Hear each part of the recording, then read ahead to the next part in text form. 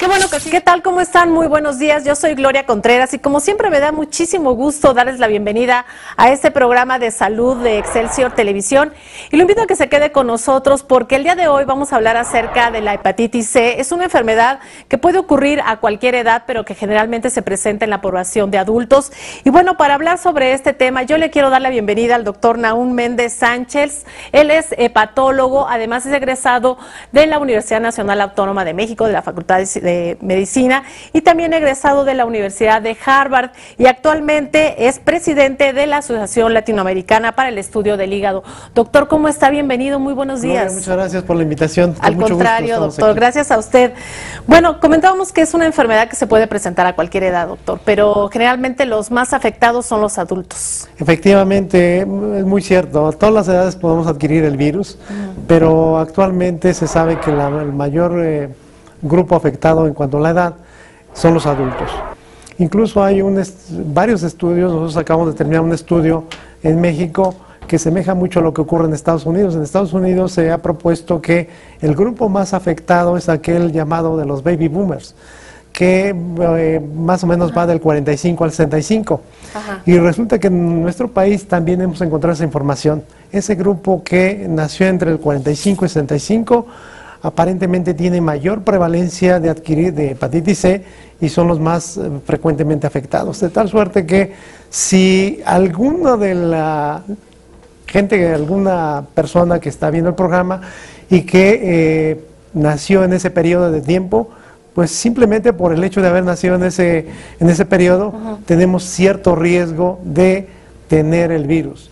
Doctor, ¿esta enfermedad qué síntomas tiene? ¿Cómo se caracteriza? Bueno, es un virus, desafortunadamente, que es un virus silencioso, no da síntomas. Cuando llega a dar síntomas, la fatiga es lo que llama la atención.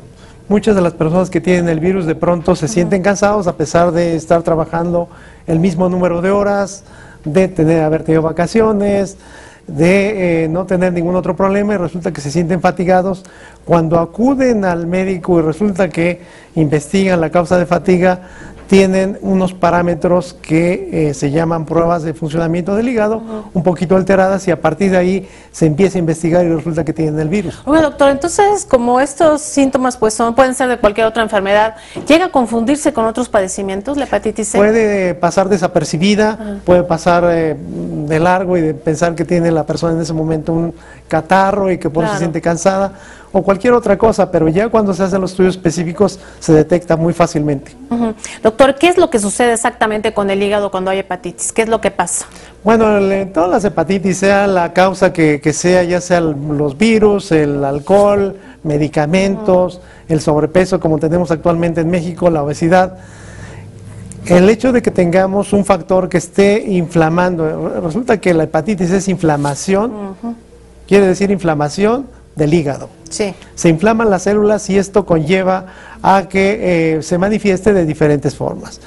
Cuando es una hepatitis aguda puede haber una fatiga importante, puede haber un incremento en algunos parámetros de las pruebas del hígado. Uno de ellos la bilirrubina, que es un pigmento que nos puede colorear los ojos. En el caso de la hepatitis A y B, la hepatitis aguda e incluso en la hepatitis C, en el cuadro agudo uno se puede poner amarillo.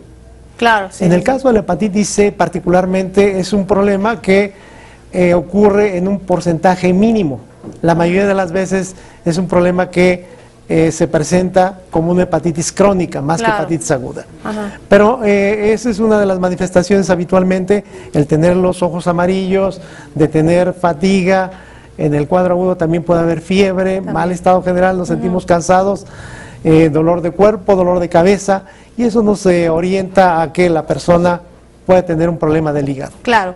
Bueno, doctor, vamos a ver ahora la historia de una paciente. Ella tiene hepatitis C. Vamos a conocer su historia y regresamos para seguir platicando sobre eso. Con mucho gusto. La hepatitis C es una enfermedad viral que afecta al hígado. Este virus se transmite a través de la sangre o alguno de sus derivados. También por compartir jeringas, cepillos de dientes o máquinas de afeitar que pudieran estar contaminadas. El virus C es muy poco frecuente que se transmita a través de besos, de la lactancia materna, Puede llegar a ocurrir, sí, pero es extraordinariamente raro. El problema es que en el 90% de los casos pasa asintomática y no se descubre hasta que se hacen estudios de sangre donde se ve que las enzimas hepáticas están alteradas. Actualmente, 180 millones de personas en el mundo presentan hepatitis tipo C y cada año mueren entre 300.000 y 500.000 pacientes con esta enfermedad. El virus C produce inicialmente inflamación del hígado, después puede producir fibrosis, a lo largo del tiempo cirrosis y finalmente cáncer de hígado. Lourdes fue diagnosticada con hepatitis C. Ella comenta que no sabía nada acerca de esta enfermedad y que el médico con el que acudió le recomendó seguir ciertas indicaciones que la preocuparon aún más. Yo tengo, vamos a decir, del tipo de hepatitis que es más difícil de erradicar con el tratamiento. Es por eso que no he podido erradicarlo. La epidemióloga fue lo que me hizo, desinfectar mi casa con cloro, todo lo que yo tocaba, porque pues igual ya toda mi familia estaba infectada. No sé si mi familia no está infectada, mi esposo tampoco. No hay que apartar la ropa, no hay que apartar los trastes, no hay que apartar la vida del paciente que tiene hepatitis C. El agua y el jabón, el sol, ayudan a erradicar los virus. El tratamiento para la hepatitis C consiste en medicamentos que ayudan al organismo a deshacerse del virus y reducir el riesgo de cirrosis o cáncer en el hígado. En muchos casos, este padecimiento se puede prevenir si se siguen algunas recomendaciones. Siempre evitar tener muchas parejas sexuales y no usar preservativo, algún medio de profilaxis, en especial para la hepatitis B, evitar los besos pasionales, esto hace que haya transmisión de sangre y ahí sí se puede transmitir la hepatitis C. Para conocer más acerca de la hepatitis C, Lourdes acude a un lugar donde recibe apoyo profesional, así como de otras personas que tienen esta enfermedad. Y el pertenecer a un grupo o ir a un lado donde la gente entiende y habla el mismo idioma que nosotros, en realidad nos da otro nivel de vida, otra calidad de vida. Emocionalmente no podemos decir cuánta ayuda, en verdad cuánta ayuda y tan valiosa es la que proporciona una persona más que tiene el mismo problema que nosotros. Según los especialistas, si alguien recibió alguna transfusión de sangre antes de 1992, es recomendable que acuda al médico a realizarse una prueba para determinar cómo se encuentran las enzimas hepáticas y confirmar o descartar la presencia de hepatitis tipo C. Informó Gloria Contreras. Bueno, doctor, vayamos ahí a la paciente y yo quisiera que me dijera usted, aparte de estos síntomas, ¿de qué otra manera puede saber el paciente que tiene esta enfermedad? Porque tengo entendido que pueden durar muchos años con esta enfermedad sin saber que la tienen. Es cierto. Bueno, en primer lugar, siempre es importante saber si una persona tiene un factor de riesgo o no. Eso.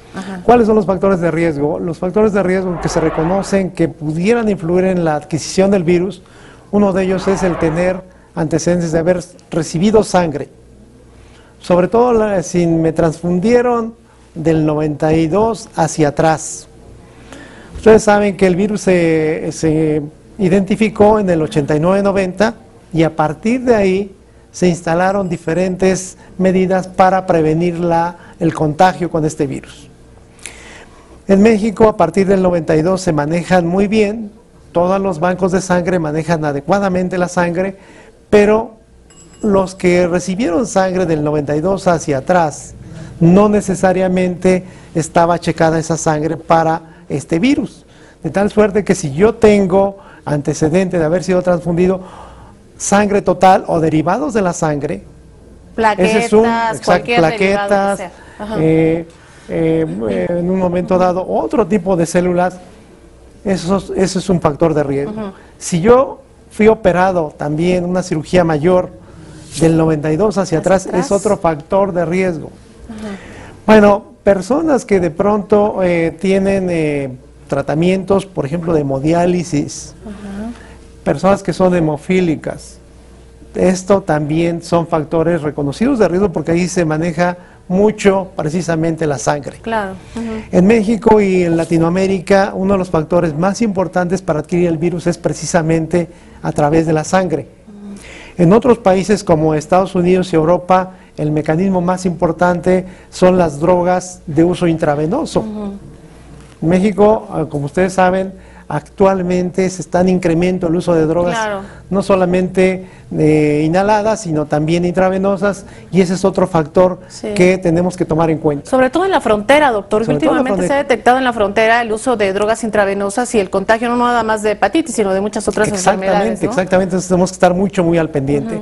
¿Qué otros factores? Bueno, la gente que utiliza piercings, También. de pronto tatuajes y que se los han realizado en sitios, pues a lo mejor no con la seguridad que se tiene que tener para hacer este tipo de procedimientos. Procedimientos dentales, procedimientos médicos, si nos los practican, tenemos que estar muy al pendiente de que no tengamos este virus. Esto nos alerta. Sí. Eso, primero hay que reconocer qué factores de riesgo si tenemos o no tenemos. Doctor, también en el personal de salud, me imagino, si sufren alguna picadura, se pinchan con alguna aguja que Es un pudiera estar excelente infectada, comentario, ¿no? porque También. efectivamente todos los médicos, enfermeras, camilleros, toda la gente que trabaja en el área de la salud se considera como un También, grupo un de grupo alto de riesgo por manejar fluidos biológicos. Muy bien. ¿Hay algún otro factor de riesgo a manera de transmitir este virus aparte de la sangre, doctor? Bueno, ya comentábamos del uso de Sí, drogas y intravenosas. aparte de otros. Básicamente yo diría que Serían serían esos los más importantes. Bueno. Hay otros que se han sugerido, lo que comentábamos también hace un momento, Sí. la edad, el hecho de que yo haya nacido en ese Claro. grupo de tiempo, periodo. en ese periodo, puede ser un factor que me condicione a haber Claro. estado en contacto con Muy el bien. virus. Doctor, más adelante vamos a continuar con esta plática. Nos hace falta saber los tratamientos que existen actualmente para esta enfermedad y en caso de ser necesario si existe un tipo de operación, que imagino que ya es el trasplante, ¿no? Cuando ya está muy avanzado. Claro que Más sí, con adelante mucho gusto. platicamos sobre esto. Mientras, ¿qué les parece si vamos con las noticias nacionales de salud que ya están listas? Los casos de influenza durante el año pasado registraron una disminución de casi 40% respecto al mismo periodo de la temporada anterior, en la que el virus predominante fue el AH1N1. Las campañas de vacunación gratuitas contra la influenza estacional continúan en todo el país. De acuerdo con datos del Centro Nacional de Programas Preventivos y Control de Enfermedades de la Secretaría de Salud, cada año en México se registran 75,000 fracturas debidas a la osteoporosis, la cual suele diagnosticarse en etapas tardías. A partir de este año, las actividades en materia de trasplantes y donación de órganos en Jalisco serán más transparentes.